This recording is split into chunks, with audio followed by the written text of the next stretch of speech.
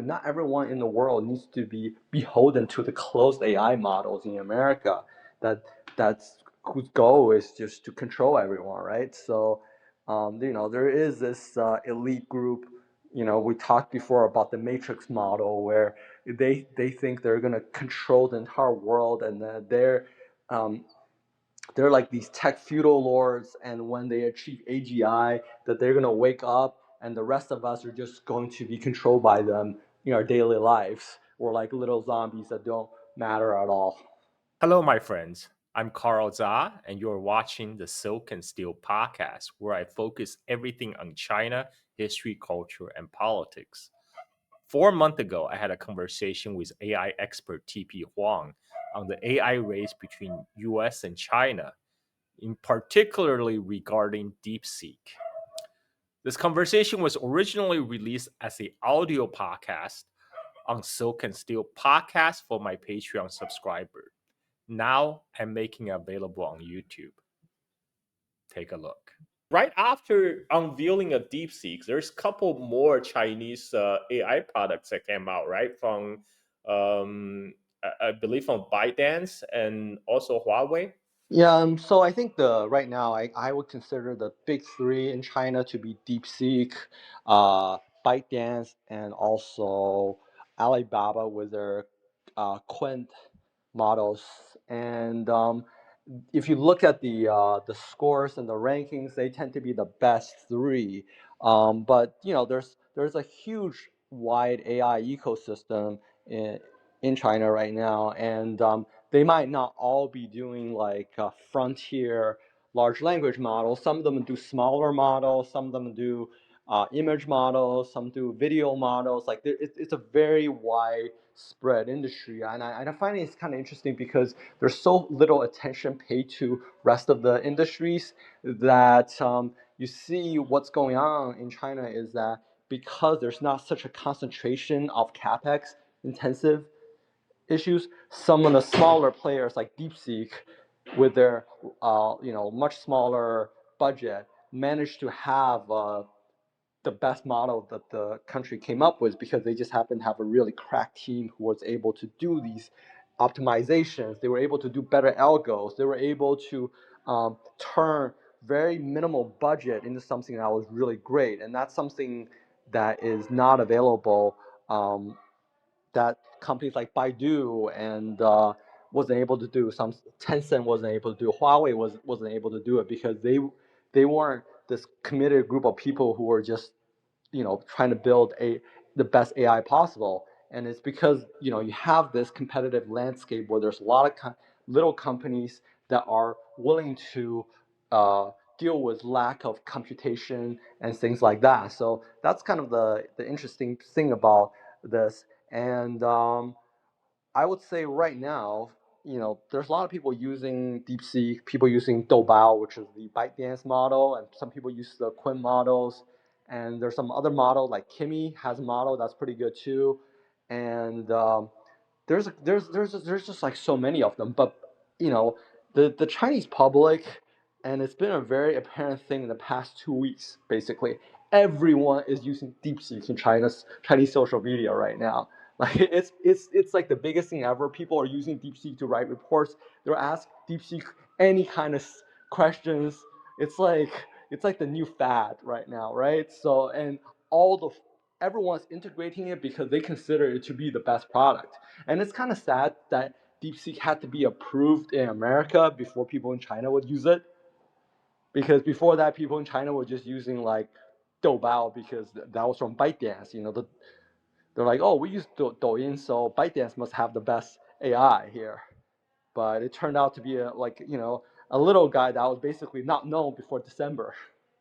So that's very, very interesting how that turned out. The whole Silicon Valley freaked out, and Wall Street meltdown over DeepSeek really helped boost DeepSeek popularity. DeepSeek is being integrated by and promoted by a lot of companies like Lenovo, Huawei. They all say, "Oh, DeepSeek run on our equipment." I mean, the amazing thing about DeepSeek is that they did it given the very stringent US chip sanction against China, which was designed to slow down China's AI progress. And so DeepSeek, they figure out a way to optimize the software.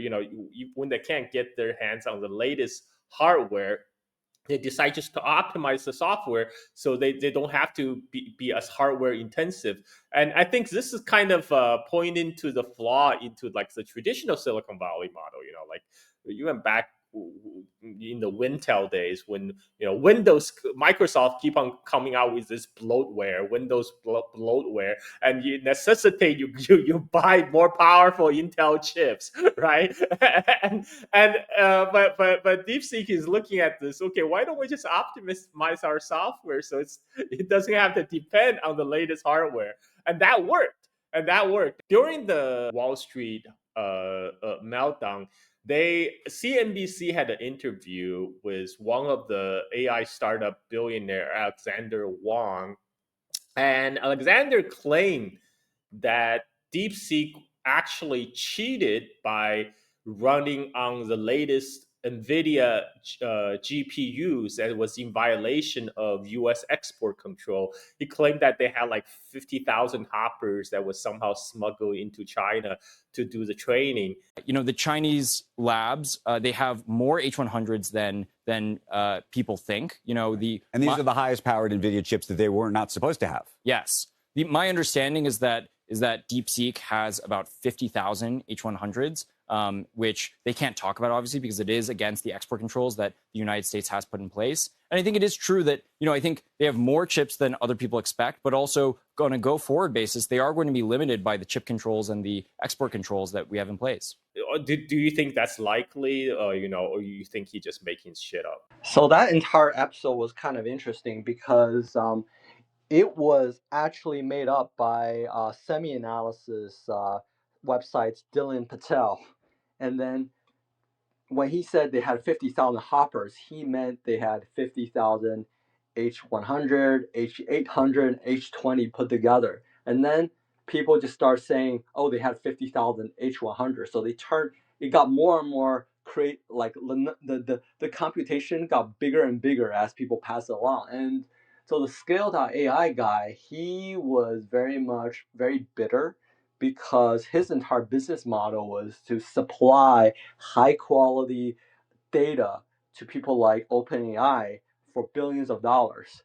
But because, DeepSeek was able to do this automatedly, so it's like, why would you still need to use services like his if you can get it, using computer programs like train your own stuff? So that's why he felt threatened, because his company's model was basically, somewhat, I wouldn't want to say destroyed, but hindered overnight.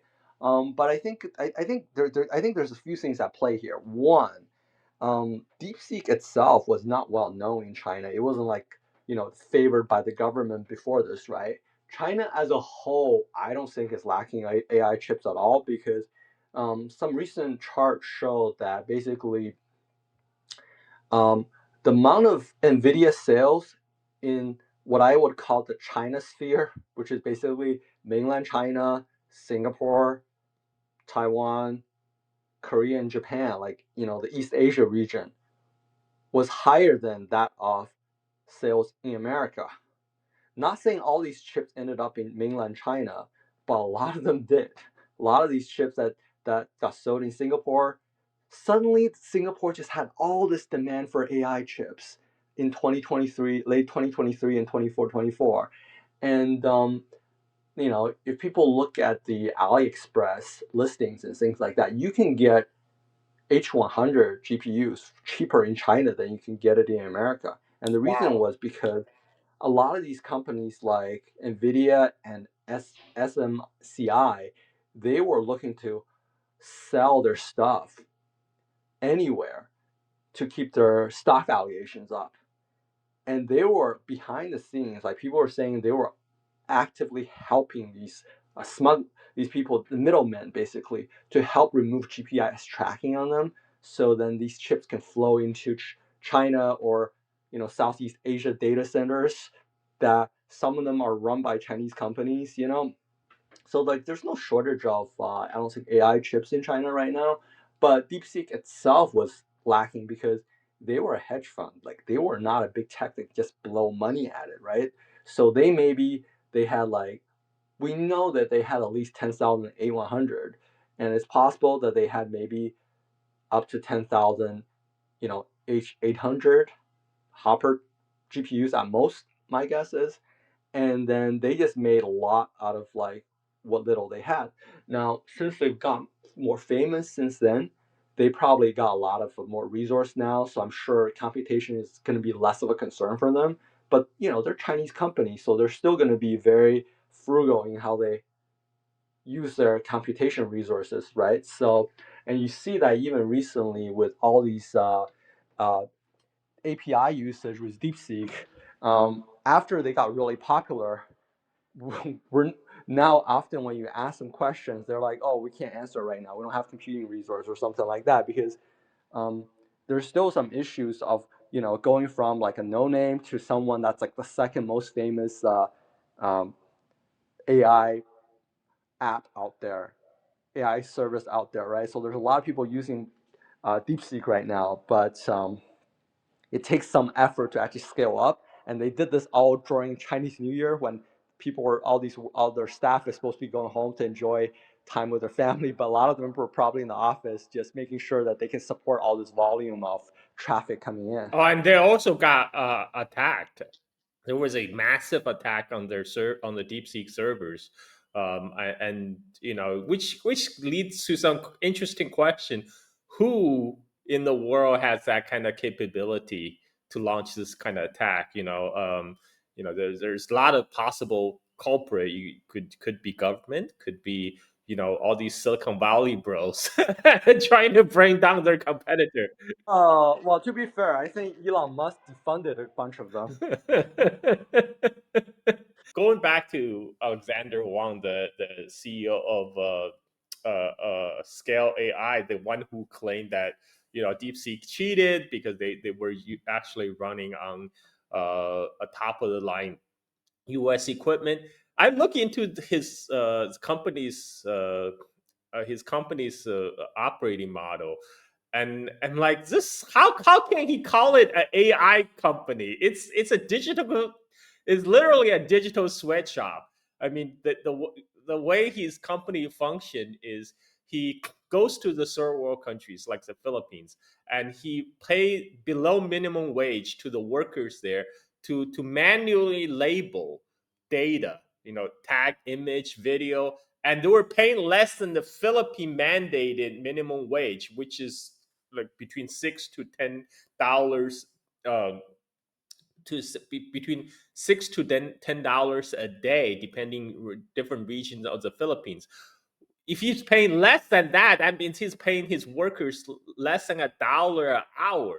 And there's many complaints about his company withholding pay, and not paying the workers on time. I mean, he's running a digital sweatshop, and it's to provide the kind of the labeling for the other AI companies. And this his company was evaluated $7 billion, which made him a young billionaire at age 29, 28. And so, yeah, I mean, there's a lot of money. There's a lot of money in the whole AI bubble. This is why a lot of people are upset that DeepSeek kind of upset their apple carts.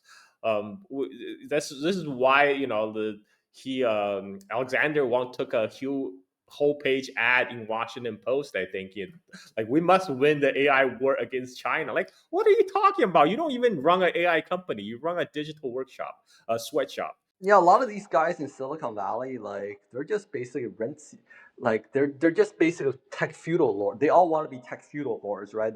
Do as little as possible, but be one of the elites, so they can have control of things and they can suck resources out of everyone else, right? You see, when DeepSeek got released, people in Europe were excited. They were like, "Oh, if DeepSeek can do this, we can do this too, right?" You know, because all the DeepSeek research is out there, like you know other countries in the world can do this too. Not everyone in the world needs to be beholden to the closed AI models in America. That that's whose goal is just to control everyone, right? So, there is this elite group we talked before about the matrix model where they think they're going to control the entire world, and that they're like these tech feudal lords, and when they achieve AGI, that they're going to wake up and the rest of us are just going to be controlled by them in our daily lives. We're like little zombies that don't matter at all. Hello, my friends. I'm Carl Zha, and you're watching Silk and Steel podcast. Leave your comments below on what you think about this content and what would you like to see more on my channel. Thank you for watching. Bye bye.